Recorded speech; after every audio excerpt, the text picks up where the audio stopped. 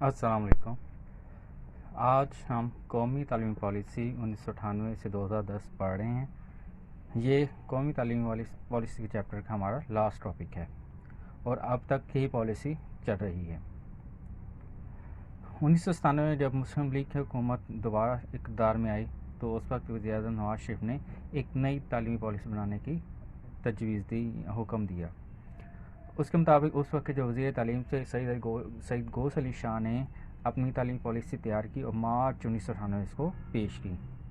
اس policy کے جو نمایاں خط و خال تھے، اس کے جو سفارشات کی گئیں، جو تجاویز دی گئیں، وہ درج ذیل تھیں۔ سب سے پہلے اسلامک ایجوکیشن کے بارے میں قرارداد مقاصد و آئین پاکستان کی دفعہ 13 کے مطابق پہلی دفعہ یہ تسلیم کیا گیا کہ پاکستانی شہری کے لیے قرآن و سنت کے مطابق زندگی گزارنے کے مواقع فراہم کرنے کی ذمہ داری حکومت پر عائد ہوتی ہے اور طلباء کی اس کے مطابق تربیت کرنا ضروری ہے۔ اس مقصد کو حاصل کرنے کے لیے قرآن پاک کی تعلیم کا ہر سطح، ہر درجے میں لازمی قرار دیا گیا۔ 6 سے 12ویں جماعت تک قرآن پاک ما ترجمہ پڑھانے کا پروگرام بنایا گیا اور اسلامی تعلیمات کی تربیتی programme Pakistan administrative staff colleges, national institute of public administration staff colleges اور آرمڈ فورسز اکیڈمیز میں بھی شروع کرنے کا پروگرام بنایا گیا۔ ان کے ہر ادارے میں جہاں بھی تعلیم عمل ہو رہا تھا وہاں قرآن پاک ما ترجمہ پڑھانے کی پروگرام شروع کیا گیا اور یہ بھی طے کیا گیا کہ دینی مدارس جو ہیں ان کو جدید اسکولوں کی طرز پر ڈھالا جائے گا اور ان کے جو جاری کردہ سرٹیفکیٹس ہوتے ہیں، ڈگریاں ہوتی ہیں، ان کو بھی حکومت کی جانب سے تسلیم کیا جائے گا، ان کو منظور کیا جائے گا اور ان کو آگے استعمال بھی کیا جا سکے گا۔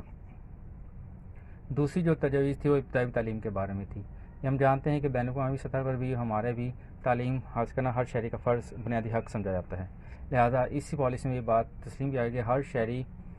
کو تعلیم کے مواقع فراہم کرنا ریاست کی ذمہ داری ہے اور اس وقت جو 71% بچے اسکول میں داخل ہوتے تھے ان میں سے صرف 45% تھے جو پرائمری اسکول کے دوران ہی تعلیم چھوڑ جاتے تھے اور 2002 تک یہ طے کیا گیا کہ داخلوں کی شرح 90% کرنے کا پروگرام بنایا جائے گا۔ جو اساتذہ کی تربیت ہے اور موجودہ نظام کی خرابیاں ہیں ان کو دور کرنے کے لیے بھی خصوصی پروگرام بنانے کی تجویز دی گئی۔ پھر مسجد اسکول ایلیمنٹری ایجوکیشن کے مقاصد حاصل کرنے کے لیے 45,000 نئے اسکول کھولنے کا پروگرام بھی بنایا گیا، جن میں سے 20,000 مسجد اسکول کھولے جائیں گے اور اس میں پالیسی میں یہ بھی طے کیا گیا کہ لازمی اور مفت جو ایلیمنٹری اسکول ایجوکیشن کا ایکٹ ہے وہ جلد اسمبلی میں پیش کیا جائے گا اور خواندگی شرح بڑھانے کے لیے 82,000 غیر رسمی اسکول بھی کھولے جائیں گے۔ پھر ضابطۂ اخلاق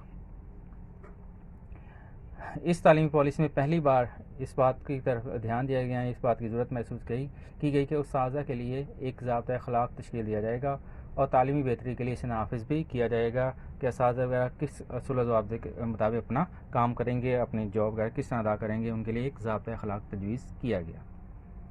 پھر اعلیٰ تعلیم اس پالیسی میں یہ سفارش کی گئی کہ 17 سے 23 سال کی عمر کے جو کم از کم 7% نوجوان ہیں ان کو اعلیٰ تعلیم کے مواقع مہیا کیے جائیں گے اور اس پالیسی میں پہلی بار یہ کہا گیا کہ تعلیم کے لیے سائنس اور آرٹس کے دونوں میں داخلے برابر شرح کی بنیاد پر کیے جائیں گے اور یہ بھی کہا گیا کہ اعلیٰ تعلیم کے مواقع میں اضافہ بھی کیا جائے گا اور یونیورسٹیاں جو ہیں ان کو نئے کیمپس کھولنے کی اجازت دی جائے گی۔ داخل جو ہوں گے وہ میرٹ کی بنیاد پر کیے جائیں گے اور ڈگری کی سطح کی جو تعلیم ہے اس کو بین الاقوامی معیار کے مطابق لایا جائے گا اور اس طرح اچھی جو شہرت کے حامل کالجز ہیں، ڈگری کالجز ہیں، ان کو اس بات کی اجازت دی جائے گی کہ نصاب وغیرہ خود بنا سکیں گے، ان کو خود مختاری دی جائے گی اور یونیورسٹی اساتذہ جو ہوں گے ان کو عام گریڈ سے زیادہ شرح پر تنخواہیں دی جائیں گی اور تعلیم مقاصد کے حصول کے لیے یہ بھی طے کیا گیا کہ جو جی ڈی پی کا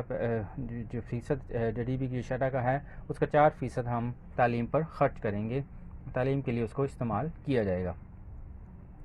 ہم یہ دیکھتے ہیں کہ پاکستان میں جتنی بھی تمام پالیسیاں آئی ہیں جب ان کو دیکھتے ہیں تو یہ کہا جا سکتا ہے کہ ہر پالیسی میں کوئی نہ کوئی نئی تبدیلی کو ضروری سمجھا گیا تھا اور جب بھی نئی حکومت آتی تھی پالیسی بھی تبدیل ہو جاتی تھی۔ حالانکہ تعلیم پالیسی کے مقاصد تو لمبی مدت کے ہونے چاہیے، ان کو تبدیل نہیں ہونا چاہیے، لیکن یہاں پاکستان میں جب بھی نئی حکومت آتی تھی، نئی پالیسی بناتی تھی تو پرانی پالیسی کو ختم کر دیا تھا، اس لیے کوئی بھی پالیسی اتنا کام نہ کر سکی، وہ کوئی بھی منصوبوں پر مکمل عمل درآمد نہ ہو سکا، اس لیے آج تک تعلیم مقاصد کا حصول ممکن نہیں ہو سکا۔ تو آج ہم نے اپنی آخری پالیسی قومی تعلیم پالیسی 1998 سے 2010 پڑھی، جس کے کچھ ہم نے تجاویز سفارشات جو پیش کی گئی تھی ان میں ہم نے دیکھا کہ اسلامی ایجوکیشن کہا گیا تھا کہ قرآن پاک ما ترجمہ پڑھانے کی سفارش کی گئی، تمام ادارے چاہے آرمڈ فورسز ہیں چاہے سول ادارے ہیں ان میں یہ قرآن پاک کی تعلیم لازمی دی جائے گی۔ اس طرح ابتدائی سے اسکول کھولے گے تاکہ خواندگی شرح بڑھائی جائے، ٹھیک ہے، اور مساجد اسکول کھولے گے جہاں بچوں کو تعلیم دی جائے گی، ایلیمنٹری ایجوکیشن دی جائے گی، ضابطۂ اخلاق تجویز کیا گیا اساتذہ کے لیے پہلی بار، پھر اعلیٰ تعلیم کے لیے بھی 17-23 سال کے جو ہے ان کے 7 نوجوانوں کو اعلیٰ تعلیم دی جائے گی اور اعلیٰ تعلیم کے مواقع بھی فراہم کیے جائیں گے، یونیورسٹیوں کو اجازت ہوگی وہ نئے کیمپس کھولیں،